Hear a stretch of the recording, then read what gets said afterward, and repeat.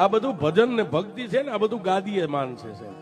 દેવ દુનિયામાં કોઈના દુબળા નથી. આપણે એમ નથી કહેતા બધી દેવ શિરોમાન્ય છે, પણ જેવો ભગત અને જેવો ભૂવો ને એની ભક્તિ કરે ને સાહેબ, એમાં ભૂવા છે ને બધાને અમે કહી છીએ, ધૂણતા તો સાહેબ બાયું નહીં આવડે, માથે ચૂંદડી ઓઢીને ધૂણે, પણ ભૂવા થયા છો ને સમય આવો રાતનો મળે ને, વસ્તી હોઈ જાય ત્યારે ક્યારેક માળાયું લઈને કલાક મઠમાં બેસજો, તમારું બેલેન્સ જમા થાય છે.